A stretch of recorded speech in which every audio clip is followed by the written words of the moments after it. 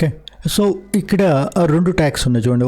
First one example ఏంటి, ఇక్కడ H1 ఒకటి, ఇమేజ్ ఒకటి. H1 అనేది heading, it's intended for test image.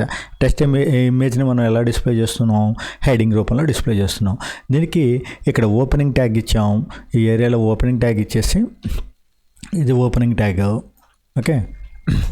So అదేవిధంగా నెక్స్ట్ వన్ ఇదేమన్నాం, కంటెంట్ అన్నాం. నెక్స్ట్ వన్ ఇదేమన్నాం, క్లోజింగ్ ట్యాగ్ అన్నాం. ఓకే, ఓవర్లాప్ అయినాయి. ఓకే.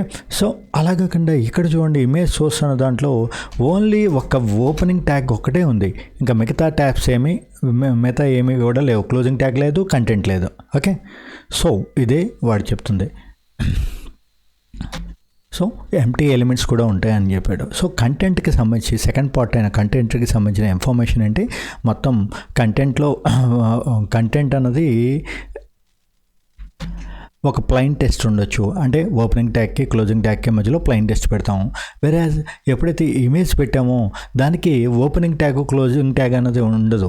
ఓన్లీ ఒకటే సెల్ఫ్ క్లోజింగే, దానికి కంటెంట్ అన్నది ఉండదు. ఎందుకంటే ఇమేజ్ ఇట్ సెల్ఫే కంటెంట్. దానికి ప్రత్యేకించి మళ్ళీ వేరే కంటెంట్ అన్నది అక్కర్లేదు. ఆడియో, వీడియో ఇవన్నీ కూడా ఏంటి, itself it is content. Text అనేవాటికి అందులో రకరకాలు ఉన్నాయి.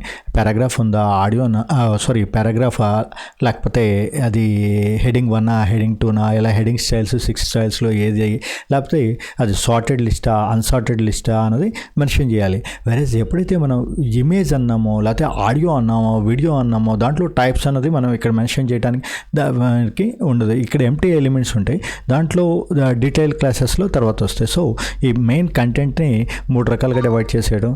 ఒకటి ఓపెనింగ్ ట్యాగ్, క్లోజింగ్ ట్యాగ్ ఉండి ఈ రెండింటి మధ్యలో కంటెంట్ ఉంటుంది అంటున్నాడు. ఇంకోటి కంటెంట్లో మళ్ళీ ఆ ఎలిమెంట్లో పేరెంట్ ఎలిమెంటు, చైల్డ్ ఎలిమెంట్స్ అని నెస్టెడ్ ఎలిమెంట్స్ ఉంటాయి అంటున్నాడు.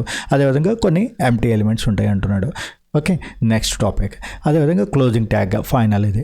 సో ఇక్కడ ఈ క్లోజింగ్ ట్యాగ్ యొక్క పర్పస్ ఆల్రెడీ మనం ఎనాటమీ అంతా చూసాం కదా. క్లోజింగ్ ట్యాగ్ కూడా సేమ్ మనకి ఎలా ఉంటుంది, ఓపెనింగ్ ట్యాగ్ లాగానే ఉంటుంది. బట్ ఎడిషనల్గా ఈ ఫార్వర్డ్ స్లాష్ అనేది ఉంటుంది ఇక్కడ. ఓకే, అబ్జర్వ్ చేయండి, మీకు ఫార్వర్డ్ స్లాష్కి బ్యాక్వర్డ్ స్లాష్కి డిఫరెన్స్ చెప్పుకున్నాం కదా. ఆ ఫార్వర్డ్ స్లాష్ అనేది ఉంటుంది ఇక్కడ.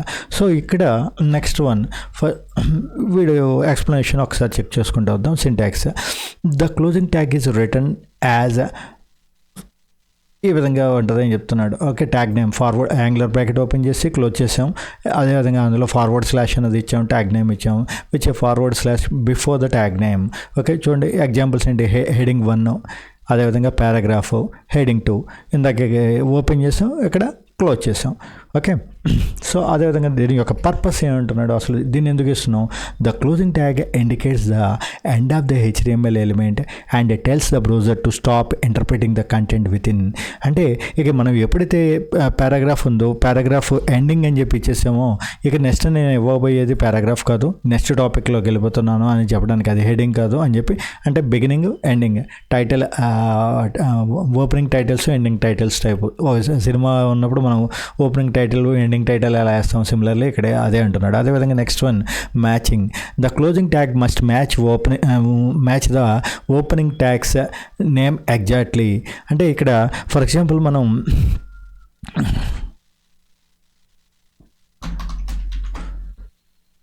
ఓపెనింగ్ ట్యాగ్ ఏమో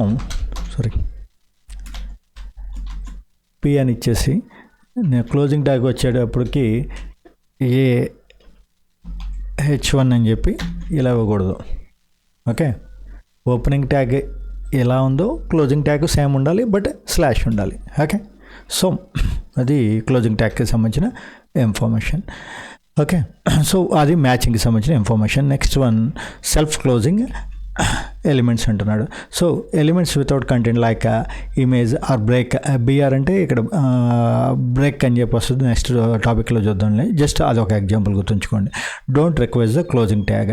ఇలాంటి కొన్ని ఎలిమెంట్స్ ఏవైతే ఉన్నాయో దానికి క్లోజింగ్ ట్యాగ్ అన్నది ఉండదు అన్న. అదే ఇంతకుముందు మనం కంటెంట్ గురించి డిస్కస్ చేసేటప్పుడు అందులో చెప్పుకున్నాం. కొన్నిటికి కంటెంట్ ఏమీ ఉండదు, క్లోజింగ్. సో కంటెంట్ లేనప్పుడు క్లోజింగ్ ఎలిమెంట్ ఇవ్వం కదా ఆటోమేటిక్గా. Okay, so opening tag, closing, వీటిలన్నిటిని పుట్టింగ్ టుగెదర్. చూడండి ఇక్కడ అంటే ఎంటైర్ ఎలిమెంట్ అంటే ఏమేమి ఉన్నాయి అన్నది ఒక బ్రీఫ్గా ఇచ్చాడు ఇక్కడ.